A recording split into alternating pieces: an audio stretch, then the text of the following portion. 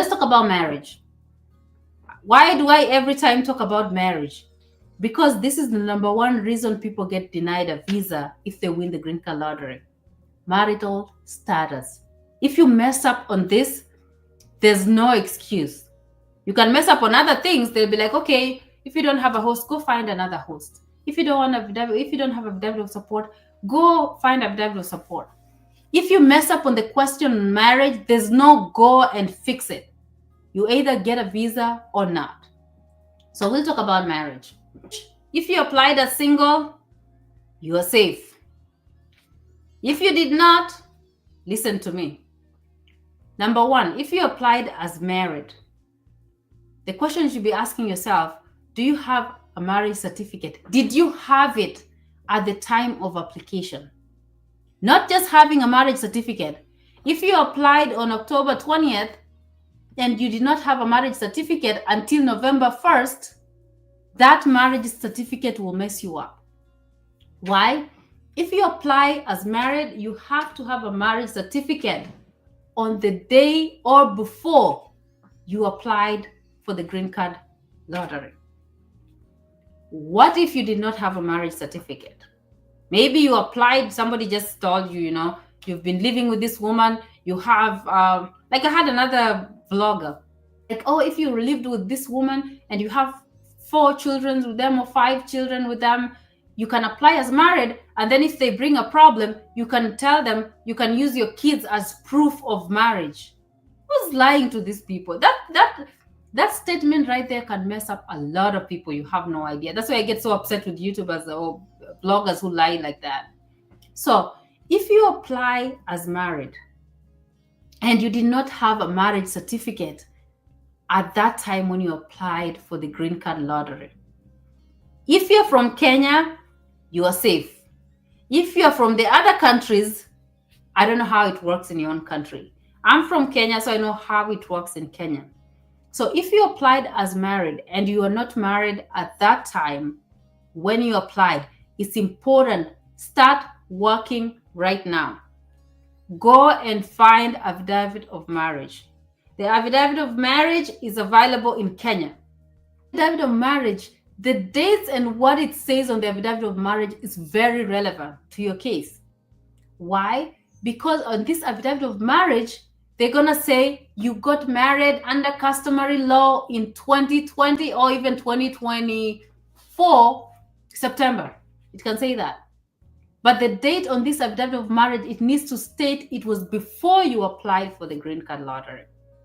So you don't have a marriage certificate, you applied as married, go apply for affidavit of marriage, and then the affidavit of marriage will say you got married under customary law, because customary law, traditional marriages are acceptable in Kenya.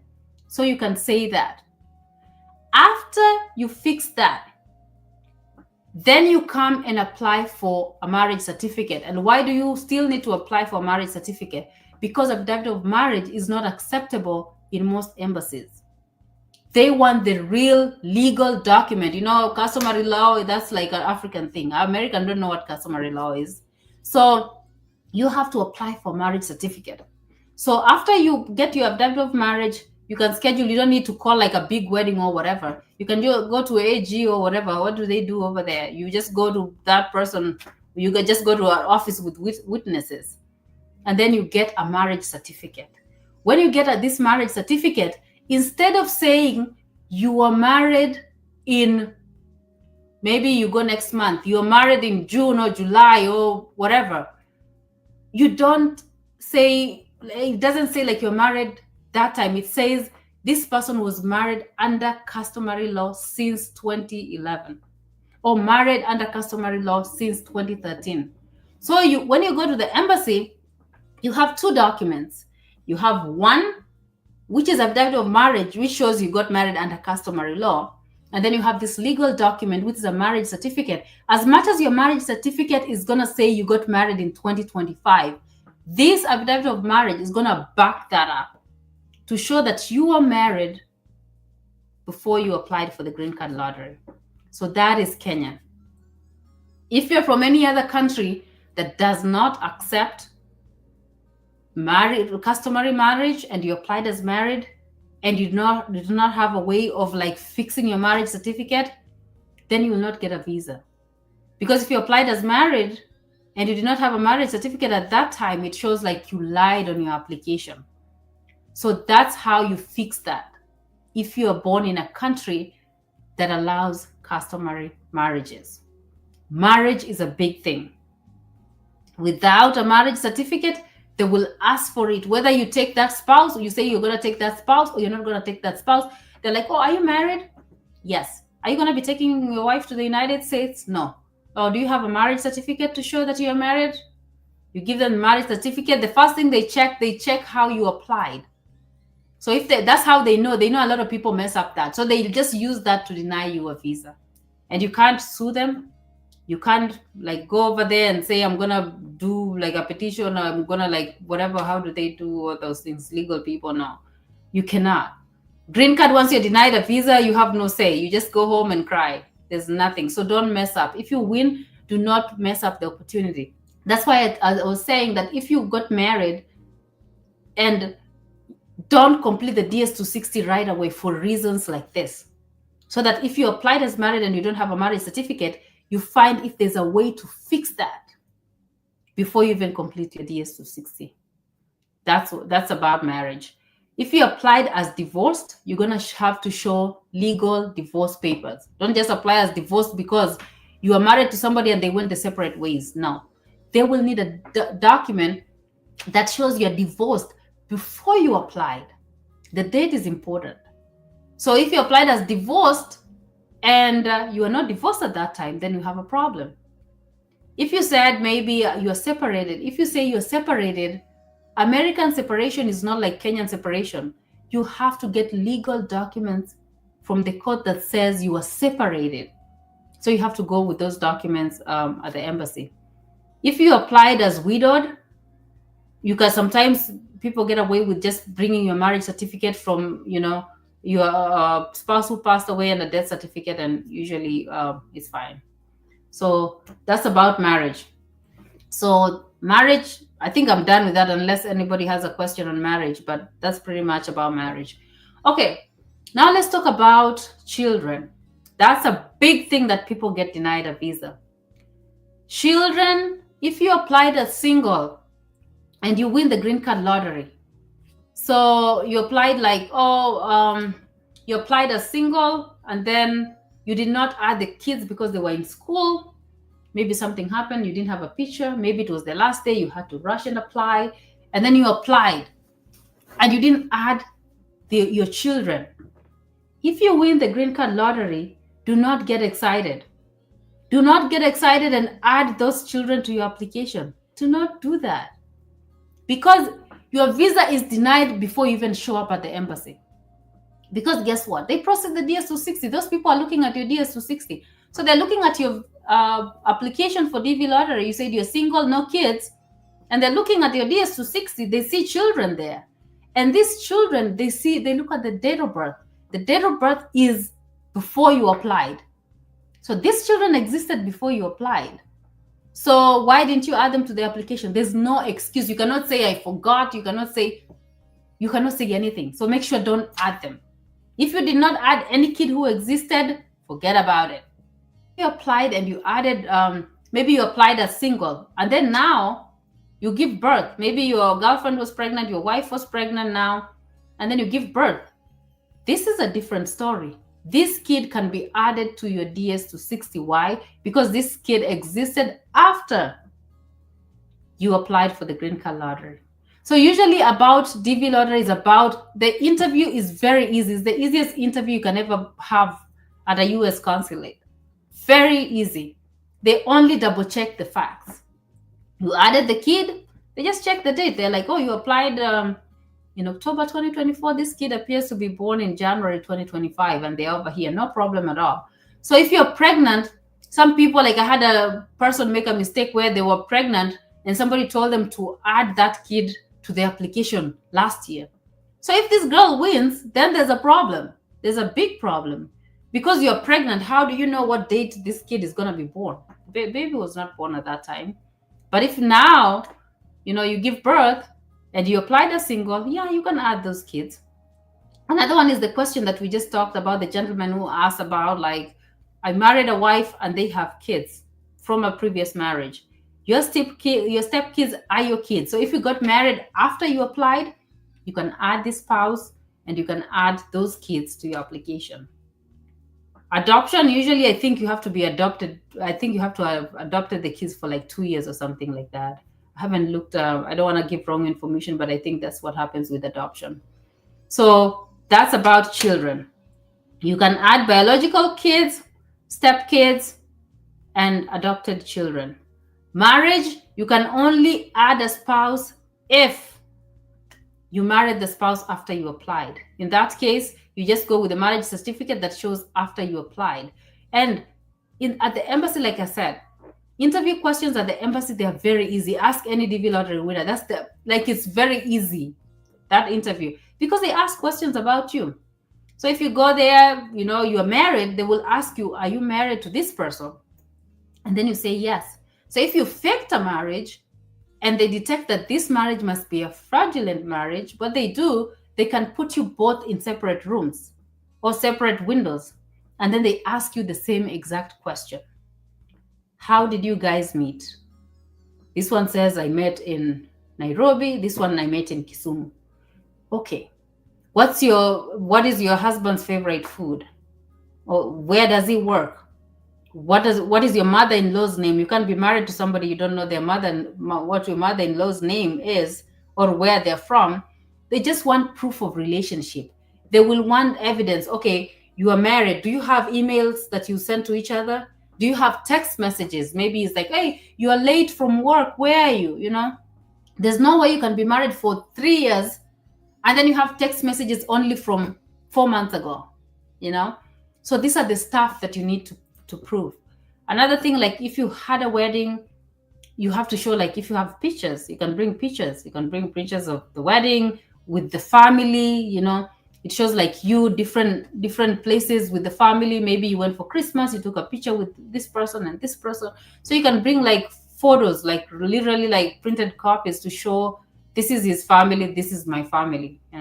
So that can be used as proof of relationship. You can use like a lease. Your landlord, get a lease with both names. That can be used. If you're here, you can use insurance. If you have same health insurance, you can use that as an evidence. So in green card lottery interviews, they don't ask you questions out of the blue. They won't ask you, oh, when you get to America, what are you going to do? If they ask you that, you can say, literally, I'm planning to go to America and I have no idea what I'm going to do. I'm just going to go there and then figure my way out. You'll still get a visa. It's not like a work visa or a student visa where you have to prove what you're coming to do here. They don't care. This is an immigrant visa. You can come here, you're like, I'm going to go to school. You can say anything. I'm going to go maybe work. Maybe I like to paint. I'm going to go there and paint. They don't care. I can go there and work get in the US Army. They don't care. So this is the easiest visa to get. A lot of people who've been denied a visa, DV lottery visa, first thing they lied about themselves, or they did not have proof of what they're talking about. Or maybe they had sometimes maybe I'll talk about it in a different video, but then like if you have some medical conditions like TB, or you have syphilis, leprosy, there's class A medical conditions and stuff like that, those ones, they don't deny you a visa. They just tell you to go get treatment and come back. So if the treatment takes 9 months, then you're out. If the treatment takes shorter period, then you might have a shot at getting the visa. Okay, so that's that.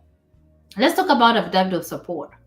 Affidavit support, usually this is required not by all embassies. Juma and Elia from Tanzania, they never needed affidavit support. But if you're from Kenya, for some reason, Kenyans, they want affidavit support pretty much on everybody, unless the person doing the interview in Kenya is not from Kenya. Some Sudanese have gotten away with coming without affidavit support using the Kenyan embassy. But if you're from Kenya, you're a Kenyan, chances are very high they will need affidavit support. So if you win the green card lottery, your worry should not be the money. It should not be your host. The worry is going to be, how are you going to get this affidavit support? Because without affidavit support, you're not going to get a visa. They will not give it to you. They will not deny you. They will just tell you to go find it. If you bring it back, you will get a visa. What is affidavit of support? Support is to prove that when you come to the United States, you're not going to be a burden. A burden to who? A burden to the US government. Why? Because if you live in New York, freebie state, if you don't have food, they will give you food stamps. If you do not have housing, they will try to give you public housing. They won't leave you on the streets. And a lot of people are asking, why is everybody, I see homeless people. Why is homeless people on the streets when there's this public housing? This public housing have rules. They have rules. Like, for example, you need to be like off drugs. Like if you're abusing drugs here, cocaine, whatever, you need to be off drugs to qualify for these facilities. So if you go in that facility and then you're still abusing drugs, or you have a mental issue that makes you like not stay inside the house, then you're homeless. You're not homeless because the government is not providing for you. You're homeless because of a certain condition, whatever is going to you, drugs or whatever, that's making it difficult for you to stay in the house. Even if they give you a house, some of them that can't stay in there. Otherwise, if you're doing everything right, you're gonna get a house. If you're homeless, you're gonna qualify for those housing. This is the thing. If you're an African and you're coming here, they don't want you to do that. They don't want you to come in the United States and say you can't work or you can't eat, and then the government, US people who've been contributing or paying taxes for all this time, they use that taxes to support you, an immigrant from a different country. They don't want that. That's where affidavit of support comes in, where before you come here, you have to prove that somebody in the United States will support you other than how. So if you come from outside the country and then you want to use this public funding to give you housing, food, then the US taxpayers have to pay for that. So if you find somebody in the United States like me to give you affidavit of support, when you come here and you're homeless, instead of the US government going out of their way to find you a place, they will tell me to find you a place and pay for it. And if the US government pays for the housing or pays for the food, they will come after me, who's your sponsor, to actually, pay back the money. But that happens when you file the there's two forms of affidavit of support. There's the I-134 and I-864. If you do the 864, is legally binding. So if you use public funding, then they will come after your sponsor to do that, to pay back the money. But then if you are I-134, which is every DV lottery winner can use that, it's not legally binding. That just shows this person is coming from Africa, coming to the United States, and I'm going to help them, have a place to stay, eat before they get a job and get their feet on the ground. So do the I-134. So that's affidavit of support. And then you're asking, if it's just this affidavit of support, why don't people get it so easy? One, affidavit of support, it goes by income. So somebody who is in the United States has to fill this form for you. They have to meet two requirements. One, they have to be US legal permanent resident, which means they have a green card, or they have to be citizens. So if you're not a citizen, then that's it. That's it. If you're not a citizen or a legal permanent resident, you can't complete affidavit of support. And why is that? Because usually the president can wake up and say all visas, student visas, H1 visas are canceled. So if this person fills the affidavit of support and then now their visa is canceled, they're going back home, who's going to host you when you're here? That's why they want somebody who has a legal permanent residency or somebody who has a citizen. So that's one requirement. The second requirement, this person has to be working and paying taxes in the United States. So if you have somebody who does not work or work in jobs that you can't claim income, sometimes if they're on social media all day, like if I was here, every time you wake up in the morning, you go on TikTok, NAFULA is there. And I'm there before you go to bed, you go on TikTok, NAFULA is there. This NAFULA is not working. So if they are not working, they're not filing taxes. If they're not filing taxes, they're not going to help you with affidavit of support. Affidavit of support needs somebody who has a real job that makes money. They don't have to work for somebody. They can even be self-employed, but in a field where they can show consistent income, that this is the amount of money they're making per year. And these are the amount of money they're paying in taxes, because you'll be required to provide the 1040 tax form or a tax transcript. A tax transcript, it just shows this person made this amount of money, this amount of in taxes, these are the dependents, and then you have to go with that at the embassy. So you need a tax transcript, and then you need a proof of residency. So this person has to send you either a green card or their passport or their birth certificate to show you that they're either citizens here or legal permanent resident. So that's what's needed. And then can anybody who works pay, fill this form for you? No, not everybody who works. You have to make a certain amount of money, and it goes by income guidelines. So there's a New York, like if you go to just online or .state or whatever on the state government website, and you just do income guidelines, they will show you, and the income guidelines is very small. Somebody who has 30,000, I think, can support like 3 people or something. Last time I checked, like it's nothing. Somebody with 60,000, they can support up to like 6 people. So literally, like everybody can qualify. They can help you, complete the I-134 as long as they are working, even if it's a minimum wage jobs. But then if they have like 30,000 and maybe they can only support 3 people or 2 people, they're included in the number. So if they have a wife, that wife is included in the number. If they have 1 child, there are already 3 people in the 30,000. So if they complete the affidavit of support for you, it's not going to be enough. It's not going to be accepted because they are below income guidelines for the 4 people. So you have to check the guidelines. Another thing is, like, if you're in Africa and you win the green card lottery, please just go out there and, find information. What is this affidavit of support? Where is this form? What do I need? Don't just go to somebody in America. Like, I get messages on my email all the time. Hey, can you complete affidavit of support for me? From a stranger, somebody I don't even know. They just, can you complete? How can somebody complete this? I don't know you. How are you just coming? Can you complete this? So you have to make sure you build a relationship with this person. And then also, number 2, you have to make sure you tell this person. Not everybody in America knows what this thing is. I know it because I do a lot of immigration stuff.